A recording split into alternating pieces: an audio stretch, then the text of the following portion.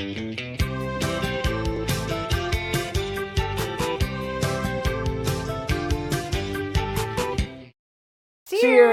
Welcome to Movie Bitches, episode 265. Tonight we're reviewing Persuasion. 2022. Oh, yes, excuse me. Well, you know, that is an interesting point, and perhaps one of note is that there isn't really a seminal, that's the persuasion of... There is a very small sect of the internet that is yelling at you right now. I'm just... But there is. But they're all like BBC. It's not like there's been a big, I still think there's a small sect of the internet that is angrily upset. I'm sure everyone has their one, Yes. Yeah. Okay.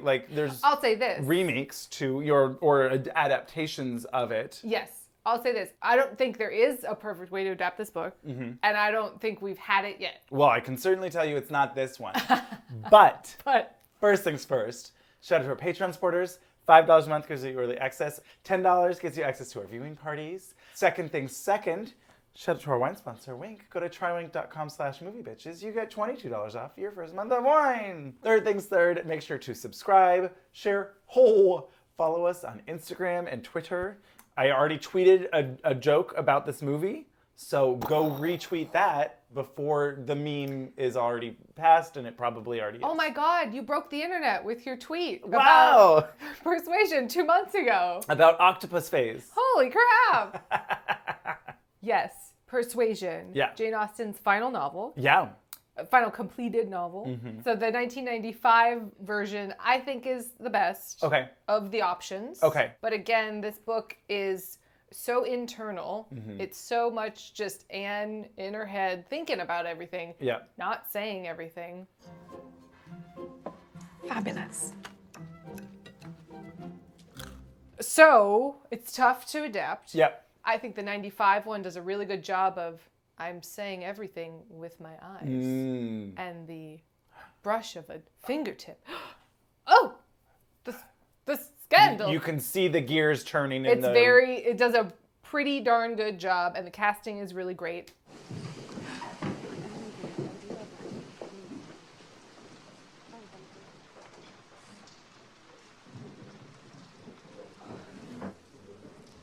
Good morning, Captain Wentworth. Miss Elliot. There's a 2007 version with Sally Hawkins. Yeah. That all I remember about it is that it was very melodramatic. Oh. There's lots of running in the streets and it's raining and oh my God, Mr. Wentworth. It was very chaotically emotional. Okay. But never inconstant. I offer myself to you again with a heart even more your own than when you almost broke it 8 years ago. Okay. Which was a choice. Sure. It's not, I don't like it as much, but it's not bad. Right. And then there's this. And then there's this. Ooh. So let's get into it. Yes. First, yes, I am wearing our new shirt. Fuckest thou movie. And I do think seemed appropriate. It does. I think this one earns it. This movie, the biggest choices that I think were questionable is that they updated the script to be as if it was an episode of Fleabag. Yes. Or, kind of The Great and The Favorite E. A bit of Bridget Jones. Frederick! Oh.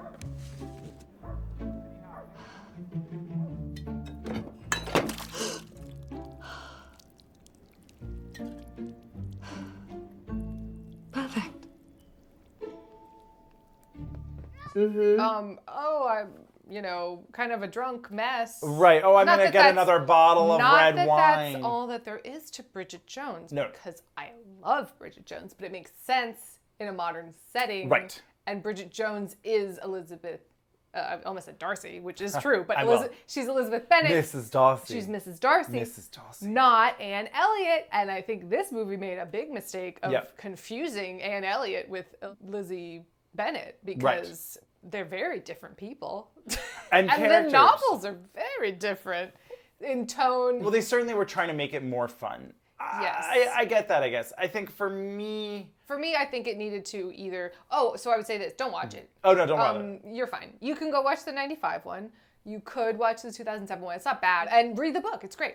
But this one is not great. And particularly if you're a fan of Austen, Right. I feel like is really not great. Well, particularly because it's really absolutely an affront to Jane Austen. In the sense that it's like... Oh, well, so what I was going to say is I think it needed to either go all in crazy or, step it back. Because it was, like, Bridgerton's nuts, right? Bridgerton's, like, bananas nuts. It's bad. I'm not happy I watched the whole thing. My mom made me finish it. It was awkward. Because it's fairly sexual. We got through it, but it was weird. Cool. And I was just like, why are we still watching this? This is bad, but it's wacky. Okay. Yes. It's a total fantasy. Yeah. It's absolutely not trying to be historically accurate. Right. It's all that. And then I would say along those lines, I don't think you've watched it, but The Great, where Elle Fanning, I think, is actually she's great. I like Elle Fanning. I do too, but she's great in The Great. Oh, great. And Nicholas Hoult is doing what he's supposed to be doing, I think. He generally knows what he's doing. He is an asshole and obnoxious, but that is the role that he was playing. It's not like it's his fault. Don't confuse the character with exactly the actor. Yeah. But so The Great is some of the people from The Favorite. Okay. That also then did the show. But oh, I see. That's somewhere in between where it's like loosely based in history. Right. But like they make things, jiggle around so that it's more convenient for the story that they're trying to tell and whatever. Make it more palatable for a modern audience. Right. And like the dialogue is very much modern. Okay. But the costumes and the settings and everything else is very much period. Whereas this was an amalgam of things. I think the problem with that is, at least for me, for a person who nerdballs out about Regency era traditions and costumes and hats and the bonnet had to be just right and stuff like that. That's your core audience for this film. And you've alienated your core audience because those are the people that are going to be like, what's happening?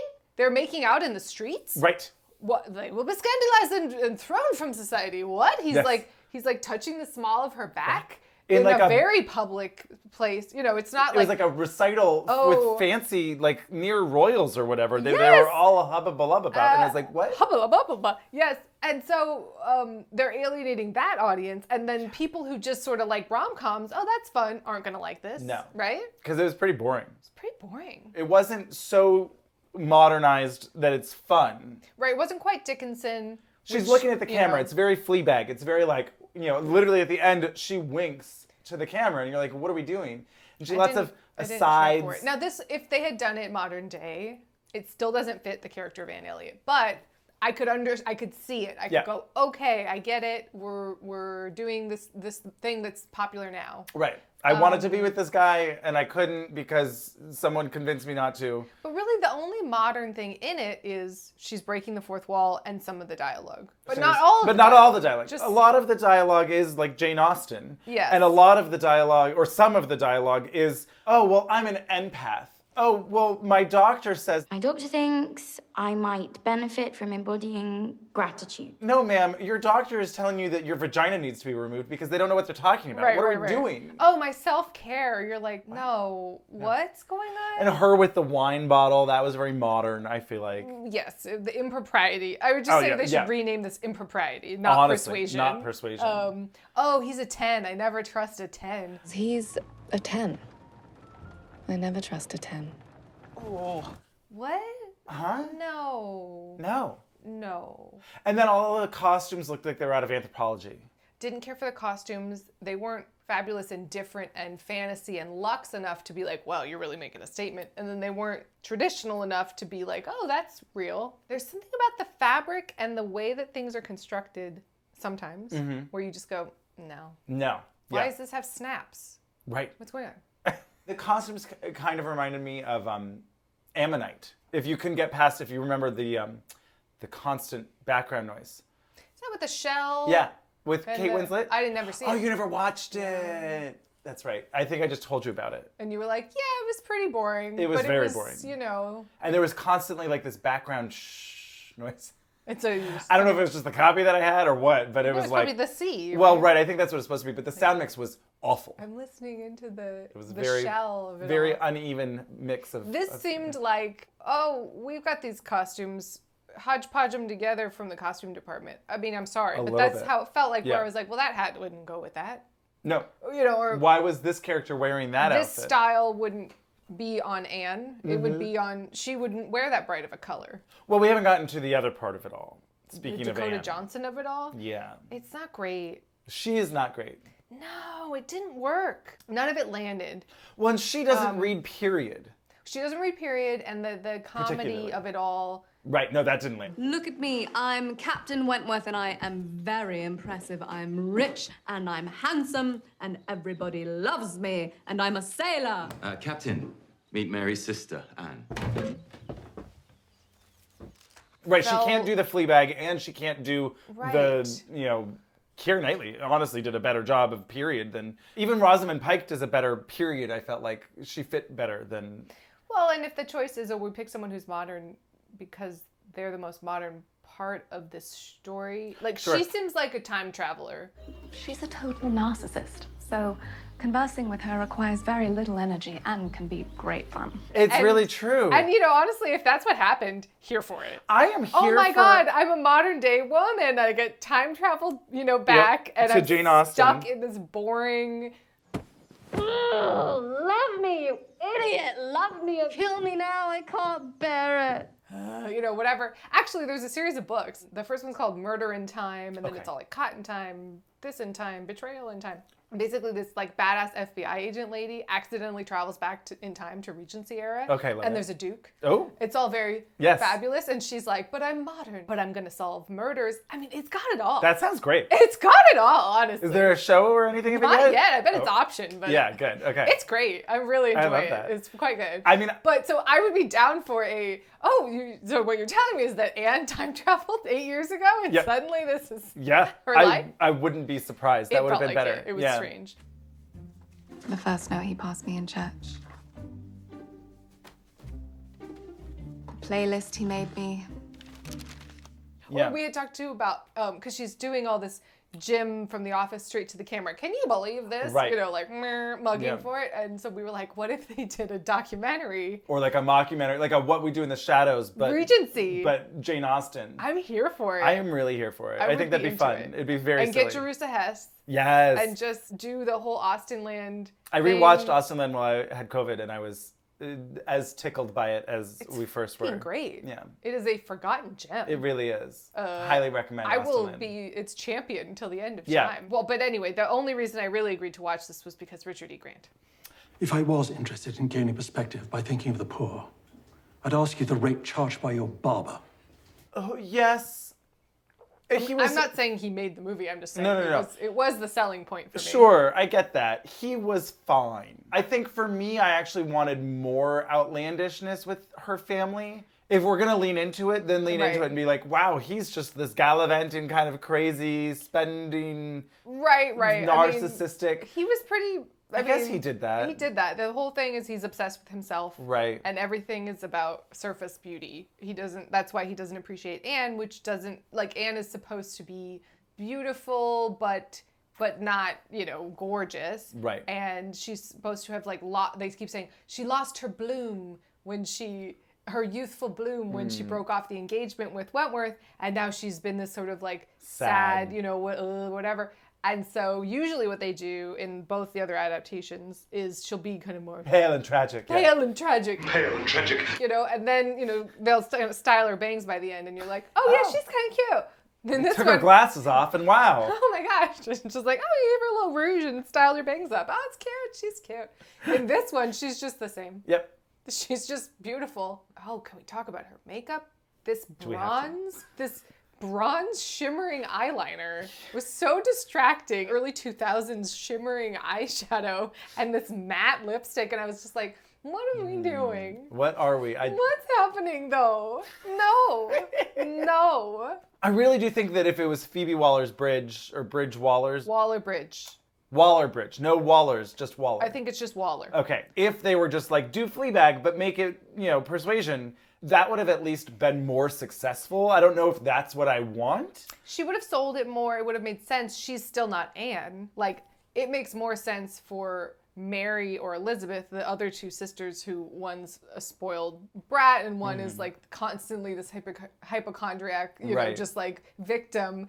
It makes more sense for them, these outwardly flawed characters, or whatever, to be all like, oh my God, can you believe what's going on? This is crazy. Where Anne is very much internally, and that's hard to translate, obviously, from But the I book. would say, well, you haven't watched all of Fleabag, right? No, I haven't. Okay, because I would say that actually... I still, just the idea of, I'm going to tell you some sass to the camera is not Anne. Well, not necessarily sass, although, right, I guess that is a little bit, that's kind of the bit. It's too forward. Anne is Right. is... Well, that's the whole point. She's persuasionable. She's persuadable. She's... persuadable. You don't need my protection. In any event, you've never had any trouble speaking for yourself. And that's a hard thing to do. Even, like I said, even an Elizabeth Bennet character Right. would work better with this sort of, Yes. I'm sassy, I'm talking to the camera. Yeah. Even one of the Dashwoods from Sense and Sensibility, it just isn't. It's just not it. It's just not it, guys. It's not But that it. does make it tough to have a compelling film. I think it's a very difficult book to character. translate because it's all... And without doing to camera here, I'm going to narrate it and tell you all of it. Yeah. In the 2007 one, they do, I'm writing my diary, Sure. which works a little bit better. Okay, it kind of, makes Yeah. sense why Yeah. it's happening. Yeah. I think it's an uphill battle. It's tough. Like the whole book is all about what's not said. Right. And this was like, I will tell you now to camera what is happening exactly. Literally. This is my cousin or my sister Mary. This is what she does. I am Henry Golding, and I'm going to tell you my evil plan to break up your father's love interest. Did you know why I'm here? It's because I'm a jerk. Thanks. You're concerned for my father's reputation? Oh, no, not at all. My concern is that he will have a son, and that son will rob me of my title and my estate. Now, my plan is to block that by any means necessary. Okay. Thought we were going to discover that over time. Yep. Nope. No. Just putting it all out there. The whole movie was tell, not show. It really was. And it's kind of the opposite of what you need to do for Jane Austen this in particular is. Of course. It was great. It was wild. And that is weird because that was part of the problem for me was the pacing was very slow. Yeah. And normally that's not a problem in a Jane Austen movie because that's half the point. But the whole book is a held breath. Right. Right? It is, we literally paused. Once we broke up, we kind of, our lives were on pause and and in the last chapter, it's, oh my gosh, okay, now we can finally talk to each other. Yeah. Yeah. But even in general, I think a lot of Jane Austen stuff is about What's reading not in said. between the lines. It's about the what's not said. Absolutely. And the glance. even though it seems like nothing is happening in a scene, so much is happening. And in this, when nothing was happening, nothing was happening. Or and then she they would was like, have a scene let that me said, tell you exactly what's happening. Exactly that. First, she'll complain about some unidentifiable ailment that has her on the verge of death. Next, she'll rail against her husband for not caring for her properly. And then she will assault her in-laws, who constantly disrespect her and must secretly despise her. So, quick commercial break, and we'll be back with more Richard E. Grant. Filing of complaints. There you go. Yeah. Notes. We have notes. I mean, this video could be, well, in the book, this happened. Well, they decided to cut Miss Smith out completely. They just wrote out an entire character that had a very important, nope, nothing. There's so many weird, they tried to make it much more misconceptions. Oh no, instead of I'm not ready to talk about it, so we're not going to talk about it, and that's why nothing is happening. Right. It was all, you mean this meant this would farcical stuff? Yeah. And it was like, That's not, right, this isn't a farce, it's just a slow. Did you ever watch Starstruck that I told you about? What's that? Speaking of British comedies-ish. Is that where she dates a famous guy and it's really cute and funny? Yeah. You did watch it? I think I saw the pilot. Okay. Yeah, so I was going to continue. I liked it. There's a second season I haven't watched yet.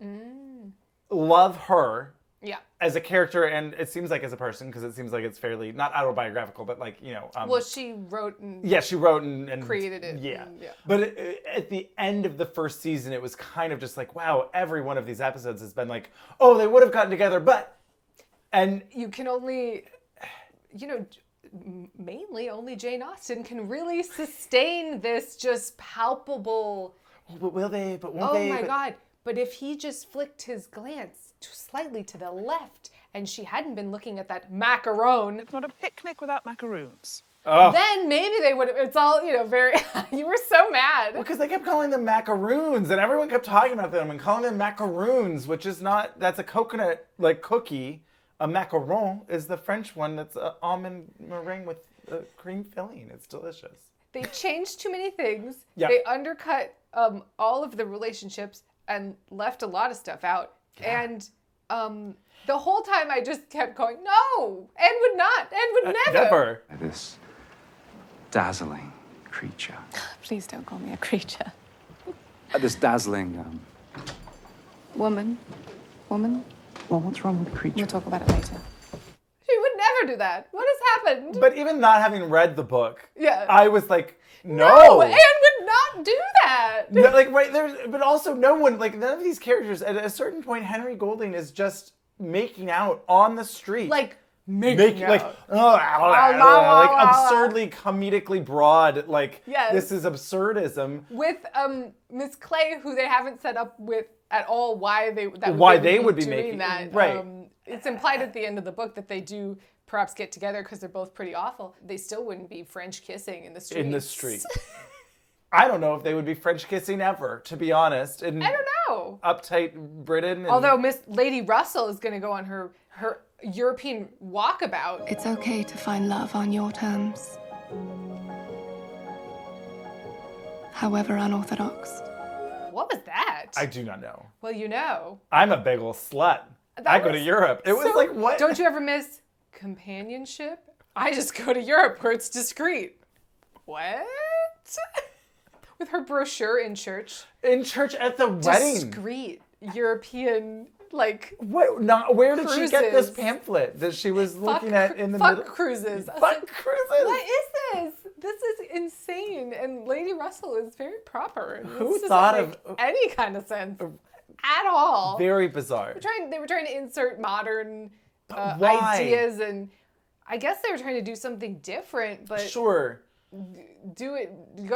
Just go there. Do it even more. Well, and do it Make it a time traveling mockumentary. I love it. Two friends time travel. One's a big slut and loves European cruises. The other is timid. I don't know. Pining away for Mr. Wentworth. Yeah. Captain Wentworth. I didn't love any of the performances. No. I thought Mary was the most engaging and fun. Ever since Louisa's accident, life just seems so fragile and fleeting. It's made me realize how important it is to spend time away from one's children. She did the best job of what movie modernism changes of well, I'm just going to be jokey jokester and but also she had the most lines of She had the most to do. Oh, I'm an empath, which means that I just care too much. She simultaneously had the most modern dialogue, but also was the best part of the movie somehow. It was strange. Or maybe that was part of it, was that because she made it work. Yeah. She made the modern parts work in a way that made sense. Everyone else's, you're like, but why this isn't... And Henry Golding was playing Mr. Elliot like a sociopath. And magician, which kind of made sense because in the book he's supposed to be this cold-hearted, no-feeling... I'm new to these genuine feelings. I'm trying to learn from you. Money-crazy rich person, or he becomes rich because he married... Anyway, but But basically this movie... They basically say he's psychotic. But in this movie they basically say, and this is my cousin. He is a sociopathic, whatever. Yes. You're just like, oh, okay. Thanks. But thanks, movie. Let me discover that in the plot? Would be probably more fun? No. They had to tell us about it. That was so much exposition, and yet I knew no one. I knew nothing about them. Well, I'll play my favorite, clip from Adaptation about how I feel about voiceovers most of the time. God help you if you use voiceover in your work, my friends. God help you. It's flaccid, sloppy writing. Any idiot can write voiceover narration to explain the thoughts of a character. Did you watch the Unbearable Weight of Massive Talent? Yes. It was fun, right? It was also fun. Very adaptation-y. Very adaptation-y. I loved Wild at Heart early 90s Nicky Cage. I think it's a good idea. You listen to me. You're Nick fucking...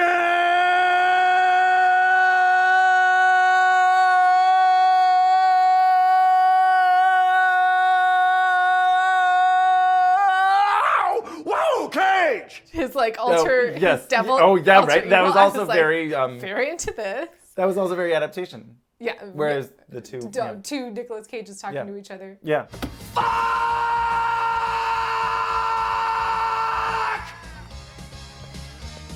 No, I liked it quite a bit. Yeah. It was fun. It was fun. It devolved into, it turned into a big dumb action movie. That's fine. Right. I thought it could have done perhaps something more interesting, but I really enjoyed it. Yeah, me too. The pure, raw movie star charisma of Nicolas Cage is undeniable. It is true. The title, it tells you. The pure, yeah, massive talent. But no, I liked it. Yeah, It was and fun. I liked, what's his face too? Pedro Pascal. Yes. He was really fun. He was so showed kind of a charming and different cute, side. you know? Yeah, It was like, oh, you're just so sweet. He just wants to watch movies with his girlfriend. Right, or with Nicolas Cage, his best friend. Right, Yeah. yes, yeah. Anyway, just more things that you could watch instead of this movie. Yeah, go for it. It was fun. We didn't talk about the octopus. Well, right, so this is my hit tweet.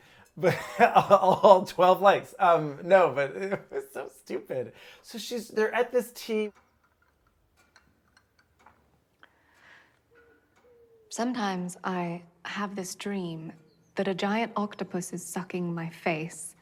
Well, this scene doesn't exist. Okay, great. In the book, Do the cousins that... They exist, but they're Okay. very ancillary. Sure. She breaks the date to go see the cousins because Anne doesn't care about this kind of stuff, to go Right. see her poor sick friend from school who's like destitute and can't walk anymore and all of this stuff. But she's really learned that life is about living. And so she's got this really peppy attitude and it kind of brings Anne out of her depression. Lovely. And then she's the one that knows about the real story behind what Mr. Elliot is doing. And she's got a gossipy nurse. Oh. All kinds of stuff that was just gone. Instead, we got a shitty, boring scene. Yeah, where she talks about dreaming about She octopus. dreams that she has an octopus on her face. My hands are tentacles, and I can't push it off. And then I realize, of course, that I am the octopus, and I am sucking my own face. And then she looks at her hands, and her hands are Her tentacles. And it turns out she's the octopus that's But I sucking was her own the face. octopus sucking my own face. And then I wake up. I mean, I want to do this monologue. I think someone should go when they're like, on your next audition, go in and do this octopus monologue. I think that this and see needs to what be happens. the next spoken word lip sync. This was so poorly written and so inappropriate for the movie, for the time period, for the situation. It wasn't funny. It In the was just movie weird. itself, it was so inappropriate and didn't make any sense. Nothing. That's what I don't even understand. That's the biggest problem. like- What movie is this? What is happening? It was trying to be Bridget Jones. I guess. Like, I'm going to tell an awkward story at this Right. dinner party, but it's not working at all. No, because she's not Renee Zellweger, and it wasn't cute, and it wasn't charming. Yes. Why is it there are so many unmarried women in their 30s these days, Bridget?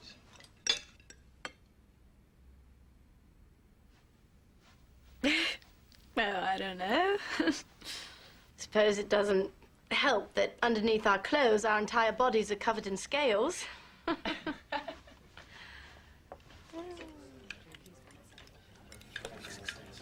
No. They really made Anne, because Anne's tough, right? Because she's a sad, depressed, repressed doormat who then learns to, insert her what she wants. And but that could actually be a very inspiring story. But this is just self-pitying, depressed, basic, boring. Oh, I'm gonna just like drink wine and be really outwardly snarky to my family and to everyone. Yeah. And it just wouldn't be like in the book. Every time they write a letter, the letters are real snark. Okay. So like, give me those snarky snark letters. I'm here for it, but that's private. Sure. That's a private thing that you're But that doing. could be to the audience. That's what I'm saying. Well, right. But it didn't. I mean, she read the last letter from Oh, him. which was a mistake. They should have had him read it. Dear Anne. They definitely should have had him. I mean, he was not good either. We haven't talked about him at all. Ooh. He was very wooden and just didn't give me anything. He didn't give me anything, and he had a particular way of talking that was running out of breath. yeah. But then also catching it up. It was almost William Shatner. Look, we haven't really had a chance to talk. I've lived with 1,000 different imagined versions of you. It was very strange. It was very strange. It was not effective. They had no chemistry. None. And the whole thing is they have to have palpable chemistry 6 feet apart, right? Just this like, oh my God, none of it. Oh, it's too bad. Yeah. But go watch the other one. I mean, the good news is I had no knowledge that this movie existed until I heard it was terrible.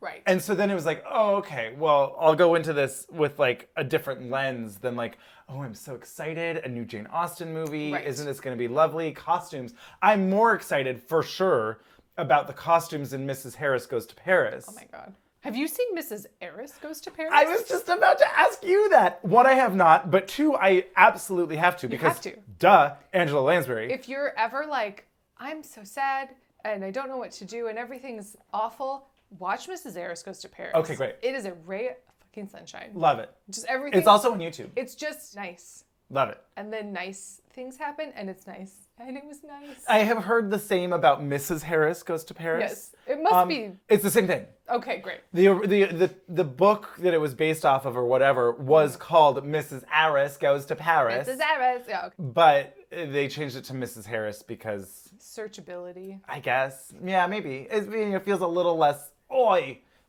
But that was the original title. And it is the same story. Great.